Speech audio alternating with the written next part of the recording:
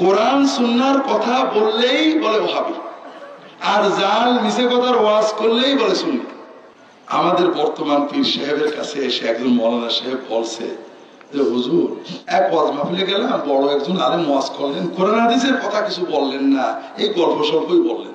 তা আমাদের পীর সাহেব বলছে যে মৌলানা সাহেব বলেন কি, কোরআন হাদিসের ওয়াজ তো ওহাবিরা করবে। কোরআন হাদিসের ওয়াজ কারা করে? ওহাবি। যদি কেউ শুধু কোরআন হাদিসের ওয়াজ করে বলবে ওহাবি, আছে না? এই জন্য হুজুর বলছে যে কোরআন হাদিসের ওয়াজ যারা করে তারা তো ওহাবি। আল্লাহর কোরআন ওহাবিরা নিয়ে গেছে, নবীর হাদিস ওহাবিরা নিয়ে গেছে। এই জন্য আমরা আমাদের কিতাব বানাই নিছি, গল্পের কিতাব তাজকিরাতুল আউলিয়া। ওহাবিরা আমাদের কেবলাটা দখল করে নিয়েছে, এই জন্য আমরা এখন ঘরে ঘরে কেবলা কাবা বানাই নিছি, আছে না? কথা বুঝেছেন তো? ঘরে ঘরে কেবলা কাবা নেই, বিশ্বের কেবলা কাবা এখন। যেহেতু আমাদের আসল কাবাটা নিয়ে এনেছে ওহাবিরা, আমরা ঘরে ঘরে কেবলা কাবা বানিয়ে নিছি। আমাদের কোরআন সুন্নাহ ওহাবিরা নিয়েছে, আমরা তাজকিরাতুল আউলিয়া দিয়ে আমাদের কোরআন সুন্নাহ বানিয়ে নিছি। আমাদের ওয়াজ শুধু আউলিয়াদের নিয়ে, নবীর নিয়েও না, সাহাবীদের নিয়েও না। কথা বুঝতে পেরেছেন? তারপরে বিশ্বে বলছে মুশকিল হলো আমাদের রাসূলুল্লাহ সাল্লাল্লাহু আলাইহি ওয়াসাল্লামকেও ওহাবিরা নিয়ে এনেছে। এখন আমাদের একটা নতুন রসুল বানিয়ে দিতে পারলেই হয়ে যায়। কথা বুঝেন না? কোরআন সুন্নাহর কথা বললেই বলে ওহাবি, আর জাল মিছে কথার ওয়াজ করলেই বলে সুন্নি। কারণ কি? আপনি যদি জেনে যান আল্লাহর ওলি হওয়া সহজ, আমার কাছে আশা লাগবে না, তাহলে আমাদের লাভ না লস? আমাদের কি লস? এই জন্য আমরা এমন গল্প বলি যেন আপনারা বোঝেন আল্লাহর ওলি হওয়া সহজ না। কাজে ওলি যারা আছে তাদের কাছে যে দোয়া খেয়ে নিতে হবে। কেমন গল্প?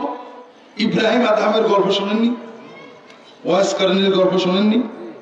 ওয়াইস কারনী রহমতুল্লাহ আলাইহি কি করছিলেন? দাঁত ভেঙে ফেলছিলেন। রাসূলুল্লাহ সাল্লাল্লাহু আলাইহি ওয়াসাল্লামের দাঁত ওহদের যুদ্ধে শহীদ হয়েছে খবর পেয়ে উনি নিজের দাঁতগুলো, গল্প শুনেননি আপনারা? তিনি নবীর বড় আশিক ছিলেন, ঠিক না? সাহাবীরা কি দাঁত ভাঙছিলেন? তার মানে সাহাবীরা আশিক ছিলেন না। ওয়াজ কারনী সাহাবীদের চেয়েও বড় আশিক ছিলেন, ঠিক না? ভালো করে বোঝেন। সাহাবীরা চোখ দিয়ে দেখলেন, দাঁত ভেঙে গেল নবীজির, কেউ ভাঙলেন না। আর ওয়াজ কারনী চোখে দেখেননি, শুধু কানে শুনেছেন, তাই ভেঙে ফেললেন। তিনি বড় আশিক না? একটু বোঝেন। মনে করেন আমার পীর ও মুর্শিদ ফিলিস্তিনে কাফেরদের, ইহুদিদের দাজ্জাল বাহিনীর বিরুদ্ধে যুদ্ধ করতে গেছে। হঠাৎ খবর আসলো হুজুর শহীদ হয়ে গেছেন কাফেরদের গুলি লেগে। আমিও নিজের ছুরি দিয়ে নিজের বুকে ঢুকে শহীদ হয়ে গেলাম। হুজুর যে জান্নাতে যাবে, আমিও সেই জান্নাতে যাব, ঠিক না?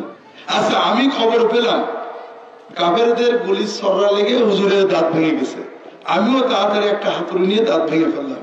কাফেরের গুলিতে দাঁত ভেঙে হুজুরের যে পরিমাণ সওয়াব হয়েছে, নিজের হাতুড়িতে দাঁত ভেঙে আমারও সেই পরিমাণ সওয়াব হবে, ঠিক না? একটু বেশি হবে। হুজুর তো ভাঙতে চাননি, হঠাৎ লেগে ভেঙেছে, আর আমি জেনে শুনে নিজের দাঁত নিজে কোপালাম, সওয়াব বেশি হবে না? অর্ধেক হবে। কি হবে? কবিরা গুনাহ হবে। নিজের দাঁত যদি কেউ নিজে সচেতন ভাবে বাড়িয়ে ভাঙে, কি হবে? এই গল্পটা মিথ্যা।